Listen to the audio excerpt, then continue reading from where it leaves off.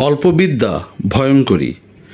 চীন দেশের দার্শনিক কনফুসিয়াস বলেছেন, learning without thought is meaningless, thought without learning is dangerous. Sanskrit শ্লোকে বলা হয়, বিদ্যা শুভকরী কিন্তু স্বল্পা বিদ্যা ভয়ঙ্করী। এক লোকের নাতি জ্বরে ভুগছে। ডাক্তারের কাছ থেকে বোতলে ওষুধ নিয়ে এলেন বৃদ্ধ।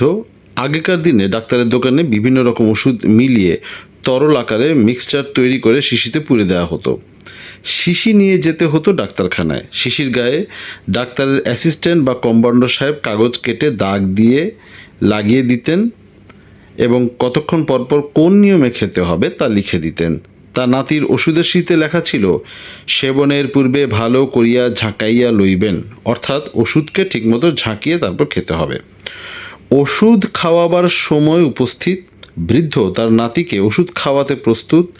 জ্বরে কাতর নাতিকে তুলে নিয়ে তিনি ঝাঁকাতে লাগলেন। অসহায় শিশু কান্না জুড়ে দিলেও বৃদ্ধের ভ্রুক্ষেপ নেই। অবশেষে মরণাপন্ন হয়ে বেহুঁশ হলো নাতি। মৃতপ্রায় শিশুকে বাঁচাতে সবাই এগিয়ে এসে বৃদ্ধকে গালাগালি দিল।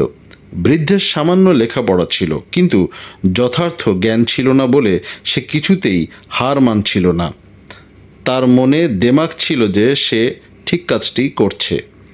সে শিশির গায়ের লেখা পড়ে সবাইকে দেখিয়ে জানাতে লাগলো যে সে ভুল করেনি, কারণ তার বিদ্যা কম নয়। তার মানে হচ্ছে যে সেখানে লেখা ছিল, সেবনের পূর্বে ভালো করে ঝাঁকাইয়া লইবেন। লেখার মধ্যে বলা আছে যে আসলে বোতলের ওষুধটা ঝাঁকাতে, কিন্তু বৃদ্ধ সেটাকে বুঝেছেন যে নাতিকে ধরে ঝাঁকাতে হবে, মানে রোগীকেও ধরে ঝাঁকাতে হবে। এসব ব্যাপারটাকে আসলে একটা ব্যাখ্যা করার উপায় হচ্ছে অল্প বিদ্যা ভয়ঙ্করী।